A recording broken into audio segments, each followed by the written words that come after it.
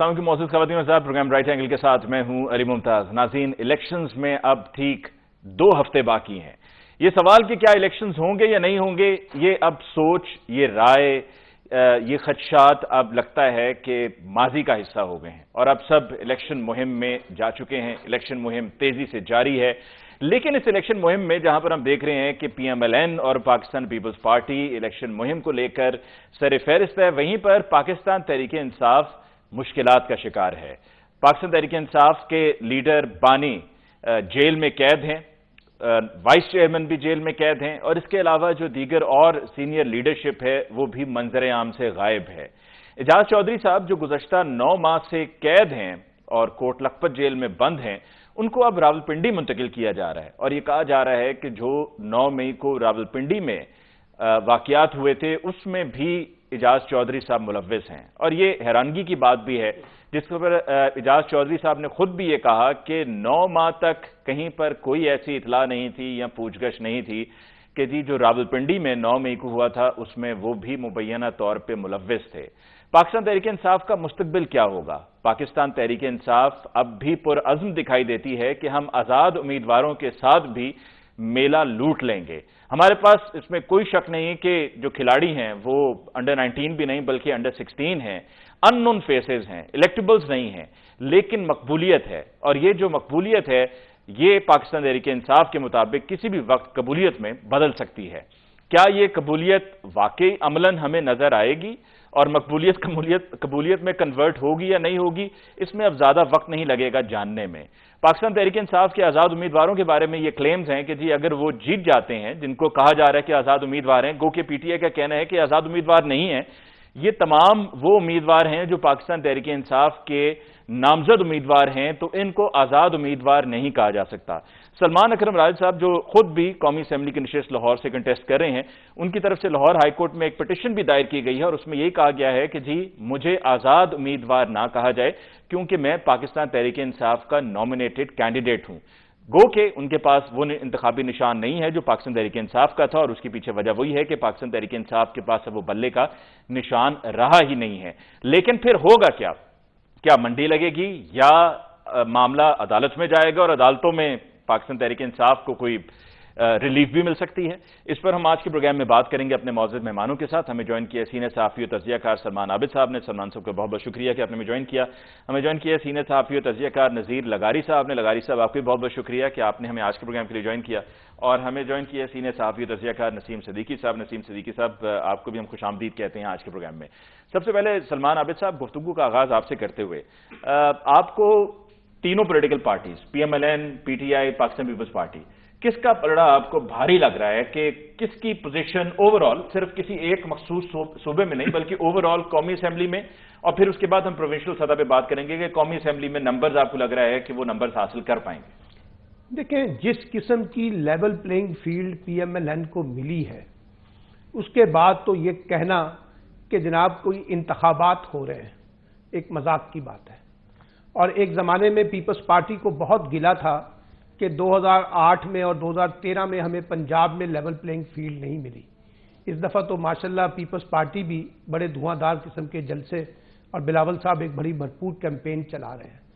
इस दफ़ा मसला तो सिर्फ PTI के साथ हुआ है कि वो इंतखाबी अमल से बतौर जमात और बतौर निशान जो है वो जबरी बुनियादों पर फारिग की गई है। मैंने लफ्ज़ इस्तेमाल किया, जबरी बुनियादों पर फारिग की गई है, क्योंकि ये प्लान का हिस्सा था कि PTI के लिए कोई सियासी रास्ता बचना नहीं चाहिए और आखिर तक नहीं बचा है। और ये देख लीजिए आज के दिन तक PTI पंजाब में किसी जगह पर दफ्तर खोलने की पोजीशन में नहीं है, किसी जगह पे जलसा करने की पोजीशन में नहीं है, किसी जगह पे रैली करने की पोजीशन पे नहीं है। उनके बेशतर उम्मीदवार जिनको आपने अंडर 16 खिलाड़ी कहा है, उनमें से बेशतर खिलाड़ी रुपोश हैं, वो सामने नहीं आ सकते, उनको गिरफ्तारी का डर है। उनकी कैंपेन जो है बस वो सोशल मीडिया की हद तक ही चल रही है और वोटरों के ऊपर डिपेंड करके बैठे हुए हैं कि वोटर निकलेंगे तो जाके वोट डाल देंगे PTI को, और उनके निशानात भी मुख्तलिफ हैं। अच्छा, फिर PMLN ने जो तासुब दिया है वो यही था कि साडी गल मुक गई। अब वो गल जो मुक गई है उसके नतीजे में हम देख रहे हैं कि नवाज शरीफ साहब के लिए बेशुमार सहूलतकारियां हुई हैं। माजी में ऐसी सहूलतकारी ना हमने पीपल्स पार्टी के लिए देखी थी ना किसी और जमात के लिए देखी थी। अब जिस तरह की सहूलतकारी उनको मिल रही है, चले ये भी एक तजर्बा करके देख लें, क्योंकि पाकिस्तान एक सियासी तजर्बा गाह है और वहां पर वक्तन फवक्तन हम मुख्तलिफ नोयत के तजर्बे करते रहते हैं। कभी कोई हीरो बन जाता है और कभी कोई जीरो बन जाता है। आज इमरान खान को जीरो बनाया गया है, वो अपनी मकबूलियत की बुनियाद पे हीरो बनना चाहते हैं, वो भी 8 फरवरी को पता चल जाएगा। तो मैं तो जाती तौर पे ये समझता हूं कि जो फार्मूला मुझे समझ आ रहा है वो ये समझ आ रहा है कि दो बड़ी जमातें पीपल्स पार्टी और PMLN दोबारा हुकूमत बनाने की पोजीशन में होंगे, इकट्ठे मिलकर, इकट्ठे, यानी कि PDM का दूसरा वर्जन है। और अगर ये वर्जन नहीं होगा मिसाल के तौर पे, तो उसका दूसरा वर्जन भी सुन लें। दूसरा वर्जन फिर ये है कि PMLN और इस्तेकाम पाकिस्तान पार्टी के अंदर फिर जबरी बुनियादों पर यह आज़ाद लोगों को शामिल किया जाएगा जो PTI से जीत कर आएंगे। उसकी बुनियाद पे इस्तेकाम पाकिस्तान पार्टी, PMLN, MQM, बाप पार्टी, इस तरह का कोलिशन बनाया जाएगा। और इसका सेकंड काउंटर यह है कि अगर PMLN हुकूमत में नहीं जाएगी तो पीपल्स पार्टी और ये आज़ाद अरकान और बाकी जमातें मिलकर हुकूमत बनाएंगी। अच्छा, ये जो हुकूमत बनेगी इसके बारे में भी बहुत सी बातें लिखी जा रही हैं और बड़े बड़े सियासी पंडित जो पेशगोइयां कर रहे हैं कि 70 से 75, 80 तक की सीटें जो है वो PMLN के पास हैं, 60 के करीब सीटें जो है ना वो पीपल्स पार्टी के पास हैं, और कोई 30, 35, 40 लोग जो है वो आज़ाद लोग होंगे। तो फिर वो आज़ाद लोगों के ऊपर मंडी लगनी है, वो भी आप तैयार रहें उसके लिए। और क्योंकि उसके लिए तो देखिए ना, दावा कर रही है इस्तेकाम पाकिस्तान पार्टी, फैसल वाडा दावा कर रहे हैं और फयाजुल हुसैन चौहान दावा कर रहे हैं, बिलावल साहब दावा कर रहे हैं कि ये सारे आज़ाद अरकान हमारे साथ शामिल हो जाएंगे। पता नहीं क्या कैसे शामिल होंगे। यानी कि आपकी नजर में PTI अभी तीसरे नंबर पर है। अभी जो उन्होंने प्लान बनाया हुआ, मैं तो वो बता रहा हूं। अब इस प्लान को अगर नाकाम करना है तो देखना पड़ेगा कितना टर्न आउट बाहर निकलता है। अगर एक बहुत बड़ा ह्यूज टर्न आउट निकलता है 60% प्लस, तो एक सिनेरियो डिफरेंट होगा। अगर ये 35-40% तक टर्न आउट रहता है तो फिर ये पोजीशन जो है PMLN और पीपल्स पार्टी के कंट्रोल में रहेगी। तो ये इस वक्त का मुझे लगता है कि ये इलेक्टोरल सिनेरियो है और एक कोलिशन गवर्नमेंट, मफलूज हुकूमत, कमजोर हुकूमत, हाथ पैर बंधी हुई हुकूमत, ना वो कोई बड़ी रिफॉर्म्स कर सकेगी, ना वो कोई बड़े फैसले कर सकेगी, उसका रिमोट कंट्रोल किसी के पास होगा। और ये बैगेज भी साथ लेके वो हुकूमत आएगी कि जिस तरीके से ये हुकूमत बनाई गई है और किस तरीके से एक जमात को बाहर निकाल कर उनके लिए रास्ता निकाला गया है, वो बैगेज भी रहेगा। तो मैं पोस्ट इलेक्शन सिनेरियो जो है उसमें ज्यादा कॉम्प्लिकेशन देख रहा हूं। ठीक, लेकिन आपकी नजर में हुकूमत आपकी PMLN की ज्यादा मुझे लगता है कि वो बनाने की पोजीशन में होगी। पीपल्स पार्टी मैंने कहा या तो मिलकर बनाएगी हुकूमत, आप देख लीजिएगा, क्योंकि एक चीज आपने देखी है, अपोजिशन में बैठेगी नहीं, आप एक चीज देखिए जरा, बिलावल भुट्टो साहब बहुत तनकीद कर रहे हैं नवाज शरीफ साहब के बारे में, लेकिन आसिफ अली जरदारी खामोश है।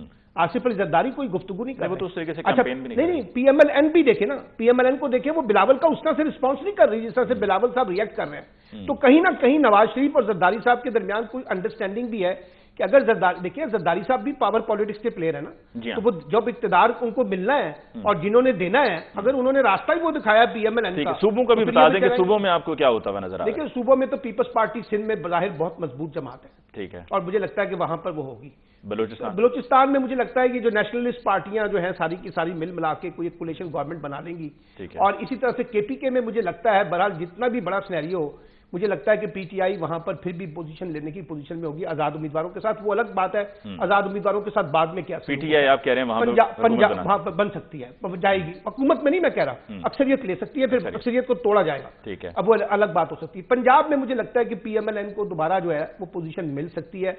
लेकिन ये भी मैं आपको बताऊं, अगर मरकज में मुस्लिम लीग नून की हुकूमत होगी तो जरूरी नहीं कि पंजाब में फिर मुस्लिम लीग नून की हुकूमत हो, और अगर मुस्लिम लीग नून की हुकूमत होगी तो फिर शरीफ खानदान से कोई चीफ मिनिस्टर नहीं होगा। इस्तेकाम पाकिस्तान पार्टी का कार्ड यहां चलेगा वैसे ही जैसे एक दौर में मंजूर वट्टू साहब का चला था, 16 वोटों के साथ वो चीफ मिनिस्टर पंजाब बने थे। ठीक, नजीर अगारी साहब, आप क्या कहते हैं, पहले नंबर पर कौन सी पार्टी होगी कौमी असेंबली को लेकर वफाकी हुकूमत बनाने के लिए, दूसरे पर कौन होगी, तीसरे पर कौन होगी? मतलब कोई मुख्तलिफ नहीं है जो अभी तजिया पेश किया है हमारे भाई ने, लगभग यही मुझे अफसोस जी जी जी लगाई सब कंटिन्यू कीजिए। मुझे अफसोस है कि ये सूरत हाल पैदा हुई है और एक जमात जिसका वोट बैंक भी है और वो इंतखाबी अमल से बाहर है, और उसको हम इंतखाबी अमल से बाहर रखने के लिए उस जमात का अपना भी हिस्सा है, लेकिन रियासत को और रियासत के इदारों को कि वो उसमें हिस्सा लेती, और इस तरह से न लगता कि उसको जबरन या अमलन रोक दिया गया है। लेकिन ये हो चुका है। उसमें 1000 गलतियां पीटीआई की भी हम गिनवा सकते हैं कि जो उन्होंने की हैं, गैर सियासी हरकत की हैं। वो ना करते तो अच्छा होता, लेकिन अगर ये इलेक्शन में होते तो ज्यादा बेहतर होता। अगर आप पार्लिमानी सियासत चलाना चाहते हैं, अगर आप चाहते हैं कि इसके अलावा कोई और चीज है, आपके पास कोई और सिस्टम है, और तो फिर मर्जी है। मसला ये है कि पीएमएलएन को जिस तरह से लाया गया और जिस तरह से उनके सारे जो भी जहां पर दाग दबे थे उनको साफ किया गया और उन्होंने ही लगाए थे जो बाद में साफ कर रहे थे। ये सब कुछ नहीं होना चाहिए था, वो ही नहीं होना चाहिए था। वो मारियो पुजो का नावल भी नहीं पढ़ा जाना चाहिए था। ये सब गलत हुआ था। वो इसके तौर पर सियासी अमल के तौर पर सियासी अमल को जारी रहना चाहिए था। पीटीआई अपनी मकबूलियत से आती है, कुछ भी कर लेती है। जिस तरह से पीटीआई के लिए सहूलतकारी की गई, वही सहूलतकारी अब मियां नवाज के लिए ना के लिए होनी चाहिए। तो ये तो इलेक्शन का सिनारियो, इस पर सलमान आबिद साहब ने जो सवाल उठाए हैं, जो तजिया पेश किया, मैं कहूँ उससे इत्तफाक करता हूँ। लेकिन लगारी साहब, आपकी नजर में बिलावल भुट्टो जरदारी साहब आपको वजीर आजम बनते हुए नजर नहीं आ रहे? लगारी साहब, लगारी, मैं अर्ज कर रहा हूँ, अब मेरी आवाज नहीं आ रही आपको? जी आ रही है, जरा कट कट के आ रही है। वो दरअसल 9 बजे के बाद वो आज एक पीटीआई का कोई वर्चुअल जलसा भी था, तो जब ऐसा होता है तो अमूमन वो तकनीकी मसले मसाइल भी हो जाते हैं, वो शार्क आती है, तार काट जाती है,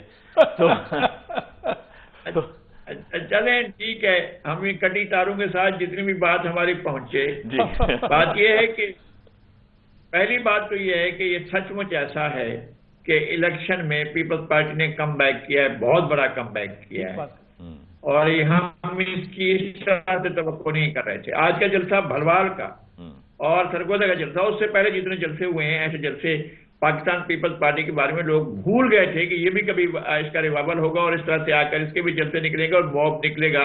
क्योंकि पिछले इलेक्शन में इनको बाकायदा रोका गया था। मैंने खुद बात की थी जब इनके फ्लाइट्स कैंसिल कर दी गई थी, तो मैंने उसके डीजी से, सिविल एविएशन अथॉरिटी के डीजी से बात की थी। मैंने कहा भाई ये क्या हुआ है और क्यों आप इसको रोक रहे हैं सफर करने से? तो उन्होंने कहा था कि नहीं, आप पोजीशन यही है कि हम नहीं जाने दे रहे हैं, लेकिन आप हमारी तरफ से ये कहते हैं कि नहीं हमने रोका हुआ है। तो ये सूरत हाल थी। तो वो इलेक्शन नहीं उनको लड़ने दिया गया था, 13 में भी और 18 में भी, बल्कि रोका गया था। जहां जहां रोका गया था वो भी हमें मालूम है। इस बार रोका नहीं गया है। मेरे ख्याल में इस बार जो है वो जिस तरह से जारहाना तर्ज अमल उनका पीएमएलएन के बारे में, और पीएमएलएन की खामोशी जो है और रिस्पांस न करना जो है, ये भी इनकी एक हिकमत अमली है। और मेरे ख्याल में इसका भी कोई अच्छा रिजल्ट उनको मिलेगा, इसलिए कि जो एंटी नवाज शरीफ वोट है वो एक्टिवेट नहीं होगा अगर नवाज शरीफ जारहाना अंदाज में पीपल्स पार्टी को रिस्पांस करना शुरू कर दें। तो पीपल्स पार्टी का अपना वोट जो है वो, उसको एक्टिवेट करने के लिए ये जरूरी है कि उसको गुस्सा दिलाया जाए। उसको गुस्सा नहीं आ रहा है, अब उसमें जोश आ गया है, ये नई बात है। वो जो है मायूसी से निकल आया है। वो वोट बैंक जो है, जो सो जाता था, अक्सर हमेशा सो जाता था 77 और उसके बाद 85 के इलेक्शन के बाद 88 के बड़े धांधले के बाद जो है, वो अब इस बार उसको ये यकीन है कि जी हमारा वोट गिना भी जाएगा और हमें आने भी दिया जाएगा और हमारी जो काउंट भी होगा। ऐसा नहीं है कि हमारा इलेक्शन काउंट ही ना हो। तो मेरे ख्याल में ये उनके अंदर एतमाद पैदा हुआ है और पीटीआई को बड़ा मौका था।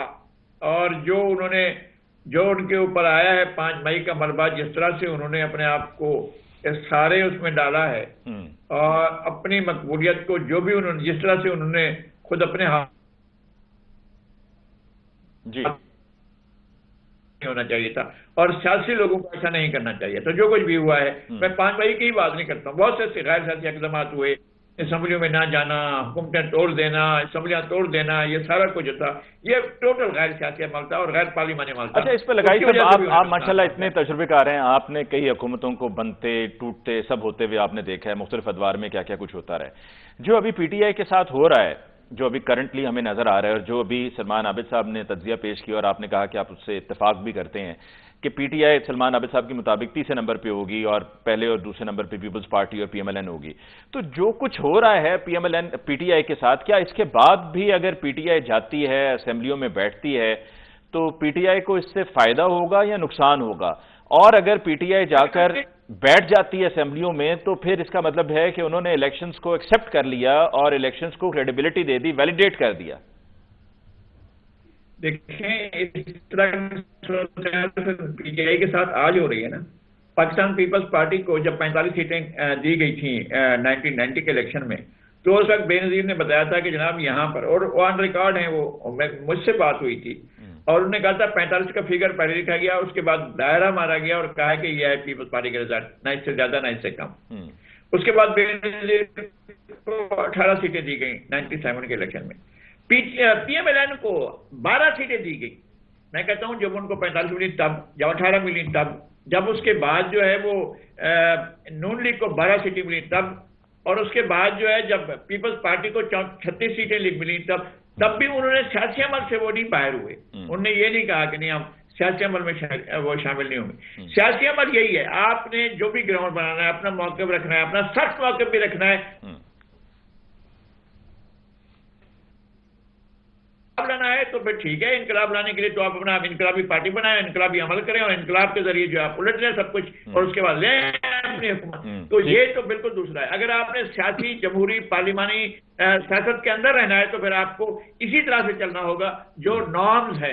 अगर ये बैठेंगे असेंबली में तो इनके लिए स्पेस बनेगा और उसके बाद अपने इनको बैठने का मौका भी मिलेगा, इनको सांस लेने का मौका भी मिलेगा।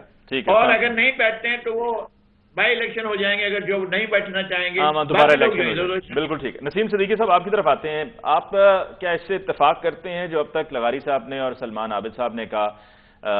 सलमान आबिद साहब ने कहा कि जी पहले नंबर पर पीएमएलएन या पीपल्स पार्टी या पीएमएलएन की सीट ज्यादा होंगी, लेकिन जरूरी नहीं कि अगर ज्यादा भी हैं तो हुकूमत भी बना पाएं, क्योंकि देखना यह कि आजाद किस तरफ जाते हैं।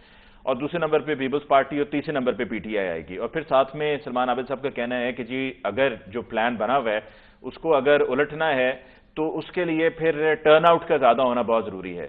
तो क्या टर्नआउट ये तमाम प्लान्स को खत्म करके कोई नई सूरत हाल सामने ला सकता है, या टर्नआउट बढ़ भी जाएगा तो उससे कोई फर्क नहीं पड़ेगा? बहुत शुक्रिया अली मुमताज साहब, दोनों मेरे सीनियर दोस्त हैं, मैं उनकी बात से इख्तिलाफ तो नहीं कर सकता, लेकिन मेरी नजर में जो सबसे नंबर 1 पार्टी है वो शार्क पार्टी है, जो तारे भी काट देती है और सब कुछ ही काट देती है। दूसरे नंबर पर पीटीआई है। असल मुकाबला शार्क पार्टी और पीटीआई का चल रहा है, क्योंकि यही दो, एक के पास ताकत है, एक के पास पॉपुलैरिटी है। तो दूसरी तरफ अगर देखा जाए दूसरा सिनेरियो, तो वहां पे बिल्कुल जिस तरह तराजू में वजन डाला गया है एक्स्ट्रा मुस्लिम लीग नून के लिए, पावरफुल तो कहीं नहीं नजर आ रही, पॉपुलर तो कोई नजर आ ही नहीं रहा। पीपल्स पार्टी के बारे में आप कह सकते हैं कि सिंध के अंदर वो पॉपुलर है, कुछ और इलाकों में थोड़ी बहुत पॉपुलर जरूर है, जिस तरह बिलावल भुट्टो जरदारी पहले दिन से जलसे जुलूस करते फिर रहे थे, लेकिन वो एक वफाकी पार्टी नहीं रहेगी। अब उनकी पंजाब में वो जड़ें नहीं है, खैबर पख्तूनख्वा में उनकी वो जड़ें नहीं है। पहले वो बलूचिस्तान से भी सीटें निकाल लेते थे, लेकिन अब वो पीपल्स पार्टी के नाम पे शायद वहां से उनको नहीं मिलती। असल तो मैदान में अगर कोई पार्टी है तो वो तो पीटीआई है, जिसकी मकबूलियत भी है, सब कुछ भी है, लेकिन उसकी कबूलियत नहीं है। तो यहाँ देखा जा रहा है कि कबूलियत और मकबूलियत, तो अगर आप कबूलियत देखते हैं तो वो नून लीग की ज्यादा है और मकबूलियत देखते हैं तो वो पीटीआई की ज्यादा है। और इलेक्शन में कुछ नहीं होने वाला, आप 60% बंदे निकाल लें, आप 70% बंदे निकाल लें। नजीर लगारी साहब ने एक बड़ी उम्दा बात की है, मैं उसकी तारीफ करता हूँ कि इमरान खान साहब को असेंबलियों से इस्तीफे नहीं देने चाहिए थे या असेंबलियां नहीं तोड़नी चाहिए थी, लेकिन उसका दूसरा वर्जन ये है कि उन्होंने कोई गैर आईनी काम नहीं किया। अगर उन्होंने कौमी असेंबली से इस्तीफे दिए थे तो इलेक्शन कमीशन की जिम्मेदारी बनती थी कि वहां पे जमीनी इंतखाबात करा था। अगर उन्होंने 2 सूबाई असेंबलियों की सूबाई असेंबलियां तोड़ी थी, वो भी कोई गैर आईनी काम नहीं था। वहां पे इनको वो एक पॉलिटिकल स्ट्रेटजी थी उनकी, जो वो समझते थे कि आइन से बाहर कोई नहीं निकलेगा और इन्हें इलेक्शन करवाने पड़ेंगे। लेकिन आपने देखा कि आइन और कानून की किस तरह धज्जियां बिखेरी गई, भले वो सुप्रीम कोर्ट के समात थे, आजकल तो बड़े माने जाते हैं। उस वक्त भी सुप्रीम कोर्ट के चीफ जस्टिस ने कहा था कि 14 मई को इलेक्शन करवाए, किसी ने नहीं करवाए क्योंकि कबूल नहीं थी। दूसरी तरफ ये है कि आप इलेक्शन कमीशन का रवैया देख रहे हैं कि वो एक इंट्रा पार्टी लेके एक पाकिस्तान की सबसे बड़ी पार्टी का निशान छीन लेते हैं। इनसे पूछे आपसे क्या क्या छीना जाए, आप तो इस मुल्क के अंदर आईनी तौर पे 90 रोज में इलेक्शन नहीं करा सके, आपको तो सिक्के देके घर जाना चाहिए था। आपको नाजायज निगरान गवर्नमेंट जो बनी हुई है उनका जुल्म सितम चल रहा है एक पार्टी के ऊपर, आप तो वहां पे भी खामोश बैठे हुए हैं। आप क्या डुगडुगी के ऊपर काम कर रहे हैं सिर्फ कि आपका अपना कोई जहन है, आपने खुद से भी कुछ परफॉर्म करना है, तो ये तो सारा ढोंग चल रहा है। तो ये ढोंग जो है वो 8 फरवरी को इख्तिताम पजीर होगा। और जिस तरह लिखी गई है और स्क्रिप्ट के कुछ हिस्से तो आपको पता है कि जैसे पर्चा आउट होता था उसमें फैसल वाडा साहब काफी बातें आउट भी कर देते हैं। तो जो स्क्रिप्ट उसके मुताबिक सारे मामलात होंगे। पीटीआई बैठी शोर मचाती रहे अपना सोशल मीडिया के ऊपर, बाद में भी मचाती रहेगी और मिलना मिला को कुछ नहीं है। जो उन्होंने सोच रखा है शार्क पार्टी ने वो उन्होंने करना है। उन्होंने नवाज को एक दफा लाना है, पीपल्स पार्टी को कुछ हिस्सा वजारतों में देंगे, अपना वफाक में भी, सिंध में उनकी हुकूमत बन जाएगी, बाकी पार्टियों को भी उनका हिस्सा बराए जुस्सा मिलता रहेगा। इस्तेकाम पार्टी जो है अच्छा चले एक और सिनेरियो फिर उसके बाद हम ब्रेक पे जाते हैं कि जब पीटीआई की हुकूमत बनी थी 2018 में और इंतखाबात जब हुए तो उस दौर में कहा जा रहा था कि जी अब ये, उसके बाद भी कहा जाता रहा कि जी नून से शीन निकलेगी, यानी कि पीएमएलएन जो है वो बिखर जाएगी, लेकिन पीएमएलएन इकट्ठी रही और पीएमएलएन में वो तकसीम नहीं आई। पीटीआई का क्या होगा? क्या पीटीआई इलेक्शंस के बाद कि जब सब नजर आ जाएगा, अभी तो बड़े जोश में है ना सब कि जी हम आजाद उम्मीदवार ही होंगे, हमारी मकबूलियत है, हम ये कर देंगे वो कर देंगे, टर्न आउट होगा, बड़ा फर्क पड़ेगा, हम सबको जो है वो पछाड़ देंगे। लेकिन जब हुकूमत नहीं बनेगी और कुछ गिनी चुनी सीट्स होंगी सूबाई असेंबलियों में, कौमी असेंबली में, तो उसके बाद पीटीआई जुड़ी रहेगी या आपको लगता है कि पीटीआई टूट जाएगी, खत्म हो जाएगी? देखिए अली, नून में से शीन तो निकली ना, नवाज शरीफ के बाद शहबाज शरीफ साहब वो वजीर आजम बने। अगर उस वक्त को डील चल रही थी तो उस वक्त की डील कर सकते थे कि जी फौरी तौर पे नवाज शरीफ को वापस लाया जाए और उनको वजीर आजम बनाया जाए। लेकिन शहबाज शरीफ साहब ने अपना चांस लिया, 16-18 महीने के वो वजीर आजम रहे मुल्क के। तो नून में से शीन तो निकली, और वो इसलिए निकली है कि मुस्लिम लीग एक पार्टी का नाम है, उसमें से जीम, नून, शीन, जुनेजो लीग, कायदे आजम लीग, लीगें निकल ही रही है ना, तो वो तो निकल चुकी है। पीटीआई का जो सिनेरियो है वो सिर्फ इमरान खान है, इमरान खान के नाम के ऊपर है। बाद में भी अगर इनके पास कुछ सीटें आ जाती हैं, देखना पड़ेगा कि इमरान खान साहब के साथ अभी क्या सलूक होता है, उनको सजा दी जाती है, उनकी जमानतें हो जाती है, वो बाहर आते हैं नहीं आते, लेकिन पीटीआई इमरान खान के गिर्द घूमती रहेगी। अगर कोई आजाद उम्मीदवार जीतने के बाद पीटीआई को छोड़ देता है और दूसरी पार्टी में शामिल हो जाता है तो हल्के के लोग उसको नहीं छोड़ेंगे। मतलब मेरे में कि उसके खिलाफ सोशल मीडिया पे भरपूर तहरीक चलेगी और उसको अच्छा नहीं समझा जाएगा। और जो पहले पीटीआई छोड़ने वालों का हशर हुआ है उसको देखते हुए शायद लोग सियासत से तो तौबा कर ले, अपनी इस्तीफा दे दे, लेकिन मेरे ख्याल से पीटीआई को छोड़ने का वो नहीं सोचेंगे। और पीटीआई हमेशा जो है ना वो इमरान खान के गिर्द घूमेगी, वहां पे मीम शीन जीम वाला कोई चक्कर है ही नहीं होगा। ठीक है, हम एक ब्रेक लेते हैं जिस मौके पर, ब्रेक के बाद वापस लौट कर आएंगे। तो सलमान आबिद साहब ने बिल्कुल शुरू में जो बात कही कि जी वोटर टर्न आउट ज्यादा होगा तो उससे पीटीआई को फायदा होगा, लेकिन क्या फायदा होगा, कैसे होगा, कहना आसान है, इसको कैसे एग्जीक्यूट करेगी पीटीआई, क्या पॉसिबली पीटीआई कर सकती है, इस पर हम सलमान साहब से पूछेंगे एक ब्रेक के बाद।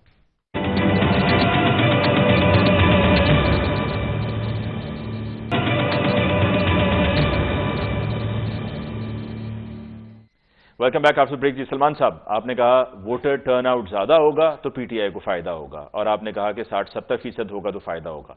तो वोटर टर्नआउट ज्यादा होने से क्या फर्क पड़ जाएगा? लोग आएंगे, वोट डालेंगे, अपने अपने घरों को चले जाएंगे। देखिए, नज़ीर लोगारी साहब मेरे उस्तादों में से हैं, मैं इनकी बड़ी इज्जत करता हूँ और ये इंसाइक्लोपीडिया भी है हमारी पॉलिटिक्स का। इन्होंने कई अदवार देखे हैं। बाज़ औक़ात मंसूबे जो है ना ड्राइंग रूम में बैठ के बनाए जाते हैं और बाज़ औक़ात उन मंसूबों पे अमल दरामद भी हो जाता है और बाज़ औक़ात वो मंसूबे धरे के धरे रह जाते हैं। मुझे वैसे एक बात बताएं, आप 2022 से लेकर अब तक कौन सा मंसूबा है पीटीआई से मुखालिफ जो बनाया गया है जो धरा का धरा रह गया हो? मिसाल के तौर पे मैं आपको याद कराता हूँ, एक ज़माने में ये तय किया गया था कि गुलाम मुस्तफ़ा जतोई जो है वो इस्लामी जमहूरी इत्तेहाद के सरबराह थे, वो प्राइम मिनिस्टर होंगे, और आखिर तक उनके बारे में कहा जा रहा था कि वही प्राइम मिनिस्टर होंगे। वो आखिरी लम्हात में जनरल हमीद गुल साहब मरहूम जो है उन्होंने कुराए फाल निकाल दिया नवाज शरीफ साहब का और उनको प्राइम मिनिस्टर बनाना पड़ गया, हालांकि वो पंजाब के सदर थे इस्लामी जमहूरी इत्तेहाद के। इसी तरीके से आपने देखा कि बाज़ औक़ात इलेक्शन का जो टर्नआउट होता है, यानी पीटीआई ने अगर 2018 में इलेक्शन में कामयाबी हासिल की तो 58 या 56 या 57 के करीब ये टर्नआउट था। ठीक है ना। तो टर्नआउट जब लो जाता है तो फिर एक और रिफ्लेक्शन होता है, जब टर्नआउट बढ़ जाता है तो उसका पॉपुलर वोट आता है। अब मैं आपसे ये कह रहा हूं, नहीं, पहले मुझे ये बताएं 2022 से लेकर अब तक कौन सा ऐसा मंसूबा है जो प्लान है पीटीआई के खिलाफ बनाया गया हो जो कि कामयाब ना हुआ? सबसे मैं एक यहाँ पे मिसाल भी कोट कर देता हूं कि पीटीआई ये समझी थी, जो भी लगारी साहब भी कह रहे थे कि हम इस्तीफे देंगे, असेंबली से बाहर निकलेंगे, असेंबली नहीं चलेगी। असेंबली ने अपनी मुद्दत पूरी की 16 माह। किसी को यकीन था कि पंजाब में जो 20-22 सीटों पर ज़िमनी इंतखाबात होंगे वो पीटीआई जीत जाएगी? किसी को यकीन था? नहीं। शहबाज शरीफ साहब हुकूमत में थे ना, वजीर आजम थे ना, ठीक है। और उसके बाद नीचे जो है जो कुछ हुआ कि वो 20 सीटों पे, और वो बड़े ताकतवर लोग हारे थे, नुमान लंगड़ियाल जैसे लोग, ताकतवर लोग, वो 20 में से 15-16 सीटें वो हार गए, बिल्कुल गैर मुतफिक। और कौन हारे? पीएमएलएन। कहां हारी? सेंट्रल पंजाब, जो उसकी ताकत का मरकज था, क्योंकि वोटर जो है उसने एक और तरीके से रिएक्ट किया। फिर आप ये देखिए कि नवाज शरीफ भी नहीं थे यहाँ पर। नवाज शरीफ तो नहीं थे, नवाज शरीफ तो अब भी आ गए ना। की हुकूमत बहुत ज्यादा तनकीद का निशाना बना। भाई बात यह है कि शहबाज शरीफ की तो उसमें हुकूमत थी ना जिस वक्त वो आ गए थे, मशीनरी तो उनके पास थी ना, ताकत तो उनके पास थी ना, एस्टैब्लिशमेंट तो उनके साथ थी ना खड़ी हुई। इमरान खान के तो खिलाफ खड़ी हुई थी ना एस्टैब्लिशमेंट। जितने जलसे इमरान खान ने पॉपुलरिटी के हुकूमत बना ली, वापस हुकूमत ले ली, उन सीटों को जीत के 15-16 सीटें जो जीती पीटीआई ने हुकूमत बना ली। लेकिन हुकूमत बनाने के बाद जो असल मकसद था वो तो था ना कि आपने बानी पीटीआई को दोबारा वजीर आजम बनाना है, यानी कि विफाक में हुकूमत बनानी है, वहां पर असेंबली डिसॉल्व करवानी है।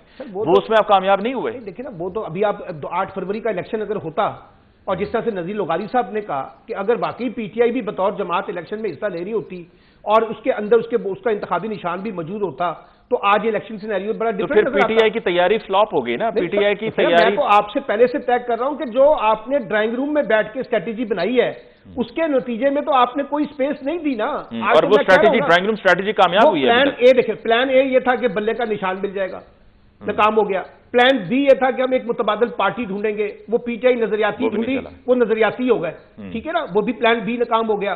प्लान सी ये था कि जनाब हम जो है ना एक अपना आजाद उम्मीदवारों के साथ मैदान में जाएंगे तो हमें लेवल प्लेइंग फील्ड मिल जाएगी, वो भी नाकाम हो गया। अब प्लान डी क्या है? प्लान डी ये है कि क्या वोटर जो है, जो पीटीआई की पॉपुलरिटी, जो भी नसीम सिद्दीकी साहब ने बात की, मुकाबला किस में हो रहा है? मुकाबला हो रहा है कबूलियत के अंदर और मकबूलियत के दरमियान। अब वो जो मकबूलियत का पैमाना है, क्या वो वोटर वोटिंग के लिए निकलेंगे? मैं आपको एक और इलेक्शन की बात बताता हूं। बाई इलेक्शन हुआ था राजनपुर का, वहां पे मोहसिन लोगारी साहब ने 39,000 की लीड ली थी, और यहां उस वक्त जो वजीर आला थे, निगरान वजीर आला, वो मोहसिन नकवी साहब थे।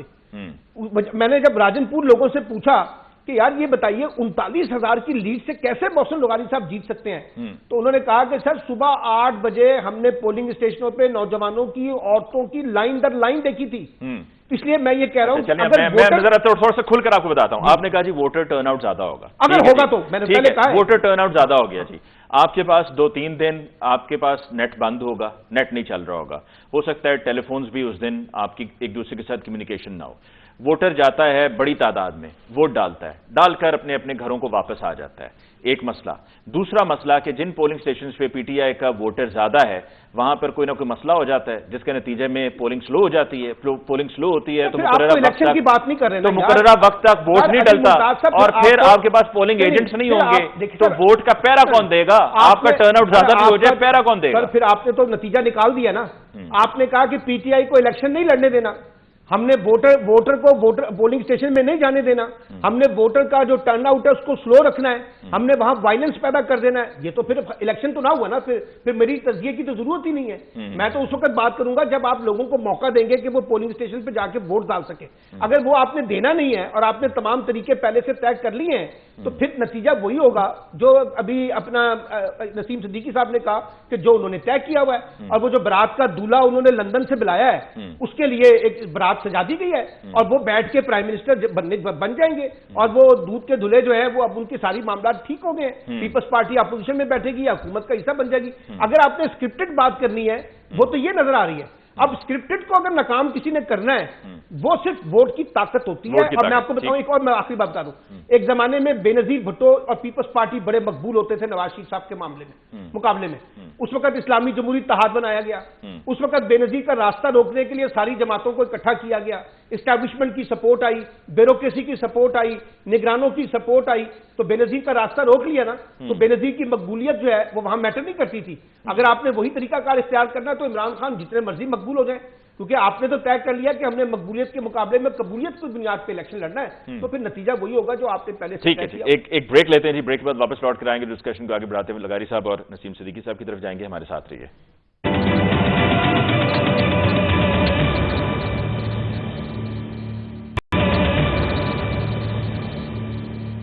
ब्रेक के बाद एक दफा फिर आपको कहते हैं खुशामदीद। लगारी साहब, आपने सलमान आबिद साहब की गुफ्तगू सुनी, जो सलमान आबिद साहब का प्लान है, ये भी सलमान आबिद साहब भी बहुत बड़े प्लानर हैं अपनी जात में, कि कहते हैं जी वोटर टर्नआउट ज्यादा होगा, और वोटर टर्नआउट ज्यादा होने के नतीजे में हवाले भी दिए कि जो 2022 में ये बाई इलेक्शंस हुए थे उसमें आप देख लें कि पीएमएलएन की हुकूमत थी, या पीएमएलएन के पास इक़्तिदार था, विफाक में सारी मशीनरी उनके साथ थी, लेकिन पीटीआई जीती। तो वही वोटर जब ज्यादा तादाद में वहां पर होगा, सुबह सुबह लाइनें लग जाएंगी और निकलेंगे सब और जाकर वोट डालेंगे, तो फिर पीटीआई को रोकना मुश्किल हो जाएगा। देखिए, आइडियोलॉजी तो बहुत अच्छी है, लेकिन इन्होंने चूंकि रेफरेंस कहां से दिया, मेरे घर के हल्के से मैं बता रहा हूं, मोहसिन लगारी ने जो लीड ली थी और 90,000 तक वोट लाकर, उससे भी ज्यादा वोट लिए थे उन्होंने, आज उनसे कहें कि वो लड़े ना, तो पीपल्स पार्टी का जो कैंडिडेट है वो इनकलाबी नहीं है भाई, ना उसकी इनकलाबी तरबियत है, वो फ्यूडल है, सारे का सारा फ्यूडल है, और उसकी जो मेन वो है पॉपुलरिटी, वो देही इलाकों में उसने लोगों को एक्टिवेट किया है, जहां फ्यूडल्स की अपनी चेन बनी हुई हैं, एक चेन दूसरी चेन, थाने वाली चेन और पटवार वाली चेन और एग्रीकल्चर वाले महकमे की चेन, फुलां की चेन, ये चेनें बनी हुई हैं। ये लोगों को जो है जंजीरों में जकड़ कर एक तरफ रख देंगे। अभी उनसे कहे ना कि कहां मोहसिन लगारी आकर इलेक्शन लड़े ना, वहां से वो लड़े। अब मैं पहले से बता रहा हूं कि वो अमार लगारी जो उसका बेटा है अवैस का, वो आ रहा है इलेक्शन जीत कर, और पीएमएलएन के वो किसी भी टिकट पर होता वो इलेक्शन जीत जाता। तो अभी यही हार गया, वो हमारा वो जो हार गया था मोहसिन लगारी के मुकाबले में, वो उस वक्त हार गया था जब इमरान खान तमाम सीटों पर भी खड़े हो गए, तब भी यही हुआ था। मोहसिन लगारी आया था, तब भी यही हुआ था। तो ये नहीं है कि जनाब आपके इनकलाबी जो कैंडिडेट हैं आपके इनकलाबी हैं, यानी कि लगारी साहब आप ये कह रहे हैं कि अब वो इनकलाबी माहौल नहीं है। इनकलाबी माहौल भी नहीं है। इनकलाबी वो अगर माहौल होता तो क्या ख्याल है आपका कि सिस्टम इस तरह से चीजों को चला रहा होता, इलेक्शन करा रहा होता? भाई कुचल के हर चीज को रख दिया जाता है, कौन सी चीज है, क्या होता है इलेक्शन। इनकलाब बहुत बड़ी चीज है, और इनकलाब इमरान खान का बस के वो भी नहीं है, किसी की ना उनकी तरबियत है, ना उनका अंदाज है वो। देखें, बात यह कि राइट विंग की पॉपुलिस्ट पार्टियां इतना ही आगे जाती हैं। अब क्या वो हो रहा है, अब हो सकता है कि डोनाल्ड ट्रंप अपनी पोजीशन ले जाए या इलेक्शन में जाए, या वो हो सकता है नॉमिनेशन के बाद वो हो जाए, पता नहीं। मेरा नहीं ख्याल है कि वहां की एस्टैब्लिशमेंट कैसे डील करती है, लेकिन यहाँ डील करना बहुत आसान है भाई, कोई चीज नहीं है। जुल्फकार अली भुट्टो को फांसी हो सकती है, तो आपका ख्याल है कि इमरान खान को एक खुला मैदान दिया जाएगा कि जाएं जनाब अपनी पार्टी को वो करें? कोई इनकलाबी लहर पैदा हो गई है पाकिस्तान के अंदर जो सारी चीजों को लपेट कर रख देगी और इमरान खान को लेके, नहीं होगा ऐसा। ये हमारा ख्वाब है, हमारा ख्याल है, सारी चीजें हमें उस वक्त भी अंदाजा था। हम कह रहे हैं कि जनाब यही प्रोसेस आपके पास, मैं इसको पसंद भी नहीं करता कि ये इस प्रोसेस से हम चलें, लेकिन और आपके पास ऑप्शन नहीं है। थोड़ी सी हवा यही है ना, जितने पार्लियामेंट के अंदर से आपको आवाज आती है, यही कुछ आपके पास और कौन सा वो है? ये आप बोल रहे हैं, हम बहुत अच्छा बोलते हैं, मैं पसंद करता हूं सलमान आबिद साहब को भी, नसीम सिद्दीकी साहब को भी। यार ये भी एक हद तक जाकर बोल सकते हैं ना, बहुत सी चीजें नहीं कह सकते हैं। हम भी 50 साल से जो कुछ कहना चाह रहे हैं अब तक नहीं कह पाते हैं भाई। नहीं है वो सारी सूरत यार आपके पास मुल्क के अंदर, इस रीजन में, जिस रीजन के अंदर फ्यूडलिज्म इतनी मजबूत है, वहां पर आप जो इनकलाब लेकर आएंगे, नहीं होगा।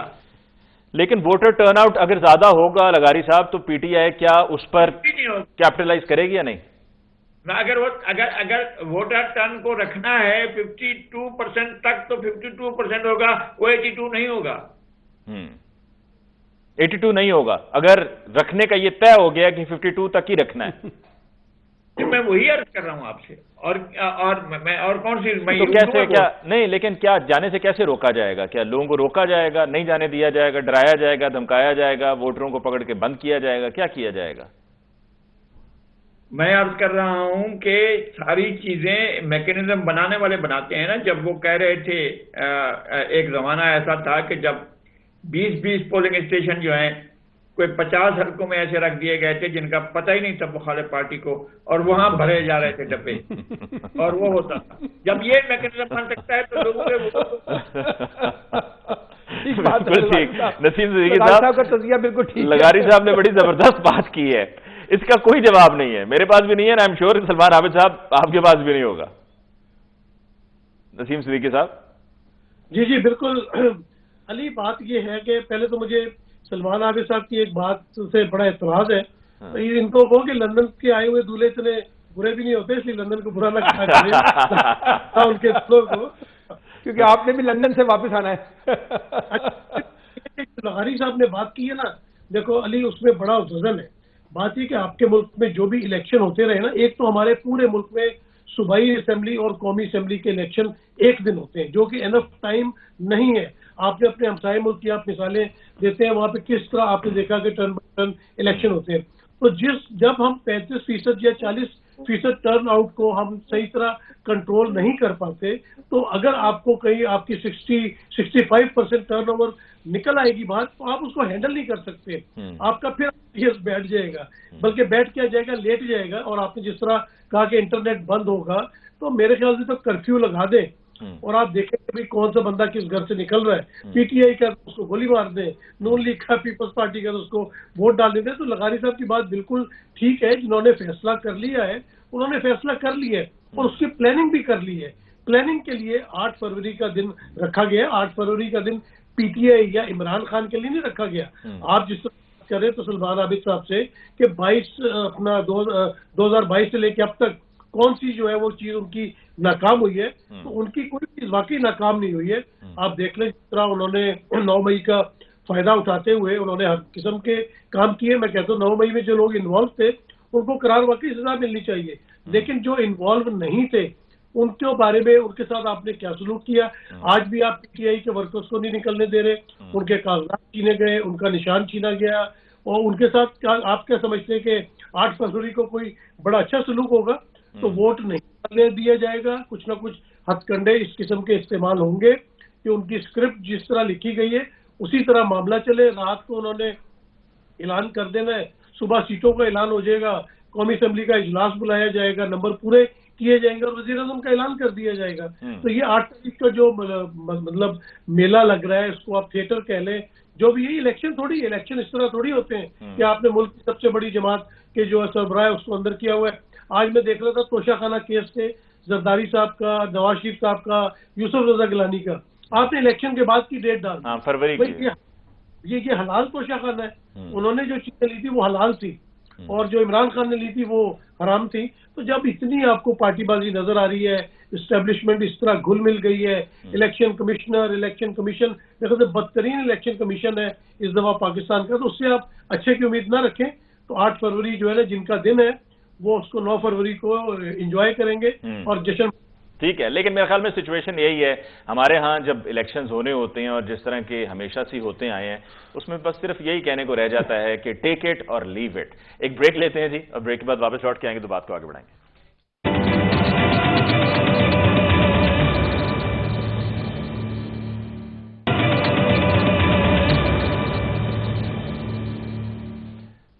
वक्फे के बाद एक दफ़ा फिर आपको कहते हैं खुशामदीद, और ये प्रोग्राम का आखिरी हिस्सा है। इसमें एक आसान सवाल से हम इस हिस्से का आगाज़ करते हैं, और सलमान आबिद साहब आपकी तरफ आते हुए इस आसान तरीन सवाल मैं आपसे पूछना चाहूँगा।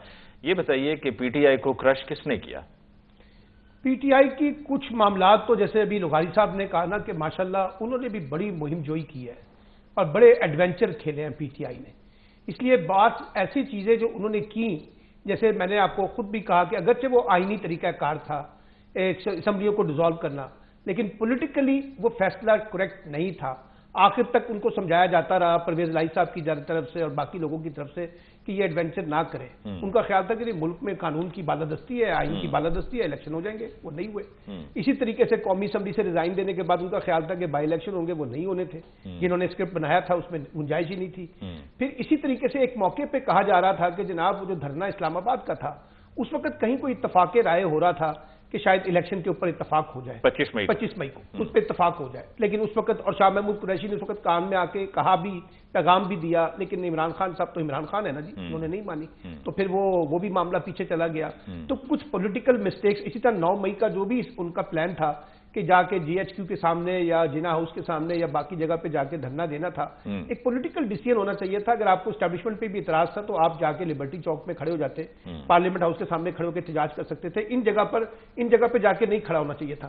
तो इसलिए गलतियां तो पीटीआई ने भी की हैं, लेकिन उन गलतियों को बुनियाद बनाकर एक जमात को क्रैश करना, जैसे माजी में पीपल्स पार्टी को क्रैश करने का मंसूबा आया था और जिस तरह से पीपल्स पार्टी को कुचला गया था, फिर पीएमएलएन को कुचला गया, उसमें से मुस्लिम लीग काफ निकाली गई, फिर अब पीटीआई को कुचलने के लिए इस्तेकाम पाकिस्तान पार्टी और पीटीआई पार्लियामेंटेरियन पैदा की गई है। ये भी कोई सही तरीका तो नहीं है। और ये इसी वजह से मैं समझता हूं गलतियां इमरान खान ने की और पॉलिटिकल लोग करते हैं। बेनजीर भुट्टो ने कहा कि जी मेरे से सबसे बड़ी गलती जो है 1985 के इलेक्शन का बाइकआउट था। तो इसलिए पॉलिटिकल लोग गलतियां करेंगे लेकिन लर्न करेंगे। लेकिन इस तरह से नहीं होना चाहिए था जिस तरह से अब इलेक्शन का मंजरनामा सजाया गया। ठीक है, लगारी साहब आपकी तरफ आते हुए, क्या आपको लगता है कि अमेरिका और चाइना जिस तरह से इलेक्शंस होने जा रहे हैं, जो आज के प्रोग्राम में भी हमने डिस्कशन की है और रोजाना ये डिस्कशन तकरीबन होती है, इसको एक्सेप्ट करेंगे और ऑन बोर्ड हैं वो कि ठीक है जैसे भी होते हैं बस करा दो? मेरा ख्याल है कि वही उनकी मर्जी और मंशा से, खासतौर पर अमेरिका की मर्जी और मंशा से जो कुछ भी हो रहा है उसकी मर्जी और मंशा से हो रहा है। ऐसा नहीं है कि हम अपने तौर पर बड़े आजादाना खेल खेलते होंगे। ये नहीं है। हमें वहां पर बैठकर स्टेट डिपार्टमेंट या कैपिटल हिल या व्हाइट हाउस या पेंटागन, ये वहां के जो तीसरे दर्जे के अफसर हैं वो हमें डील करते हैं और हमारे बारे में वो फैसले करते हैं। और फिर उसके बाद में वो लिखा पूरी बाद में जो क्लासिफाइड होती हैं, डीक्लासिफाइड होते हैं जब डॉक्यूमेंट, हमें पता चलता है कि फिर असल चीज क्या थी। अब बहुत सी चीजें हैं, अब मेरे इस वक्त तो ज़हन में नहीं है, लेकिन मैंने बहुत डीक्लासिफाइड इनके पेपर पढ़े हैं, तो पता चलता है कि हमारे यहाँ जो भी खेल हो रहा है, किस तरह लियाकत अली खान को मारने का फैसला किया गया था और अब डीक्लासिफाइड हो गया ना, एक चीज आ गई, क्यों मारने का फैसला हुआ था। तो ये चीजें हो रही, ये चीजें आप अगर अपने आप को बहुत ज्यादा आजाद समझ रहे हैं तो मेहरबानी करें, ऐसा नहीं है। आप अपने आप को ये एक ठीक। नसीम सिद्दीकी साहब आपकी क्या राय है इस पर? देखिए, बात दोनों सीनियर हजरात ने बिल्कुल दुरुस्त फरमाई है। पाकिस्तान में आप बैठ के जो है ना, एस्टेब्लिशमेंट जितनी पावर है 75 सालों की, इसमें कोई दो राय नहीं है। और जो चाइना का मामला हो, अमेरिका का, बरतानिया का, ये हमेशा एस्टेब्लिशमेंट के साथ ही डील करते हैं। उन्हें नहीं फर्क पड़ता कि इमरान खान साहब कौन है, नवाज शरीफ कौन है, जुल्फिकार अली भुट्टो कौन था। उन्होंने अपने मामला, उनके लिए तो बड़े आसानी होती है कि एस्टेब्लिशमेंट के साथ डील कर लेते हैं और वहां पे कोई ये नहीं होता कि जी असेंबली में कोई मसला हो जाएगा, हमने असेंबली से ये बिल पास करवाना है, तो वो तो हमेशा एस्टेब्लिशमेंट का साथ देंगे। कोई भी रिजल्ट आएगा कह जरूर देंगे। जैसे बांग्लादेश के इलेक्शन के बारे में उन्होंने काम नहीं मानते, आपके ना मानने से क्या होता है, तो वहां पे हुकूमत बन गई हसीना वाजिद की। इसी तरह पाकिस्तान में भी होगा, तो हो सकता है कुछ दिखाने के लिए कह दिया जाए कि इलेक्शन फेयर एंड फ्री नहीं थे, फला नहीं थे, लेकिन वो उसी हुकूमत के साथ आपको डील करनी पड़ेगी, उसी एस्टेब्लिशमेंट के साथ आप डील। मेरा नहीं ख्याल कि इससे कोई फर्क पड़ेगा। चलें, मैं आज की गुफ्तगू से ये नतीजा अखज़ करता हूं कि पीटीआई को भी बहुत कुछ सीखना है सियासत के मैदान में और जज्बात से निकलकर होश के साथ काम लेना है, यानी कि जोश के साथ नहीं, होश के साथ काम लेना है। लगारी साहब आपका बहुत बहुत शुक्रिया कि आपने हमें आज के प्रोग्राम में ज्वाइन किया। नसीम सिद्दीकी साहब आपको भी बहुत बहुत शुक्रिया और सलमान आबिद साहब आपको भी बहुत बहुत शुक्रिया। नाज़रीन, इसके साथ ही आज के प्रोग्राम का वक्त खत्म हुआ चाहता है। मुझे अली मुमताज़ को दीजिए इजाज़त। अल्लाह के बाद।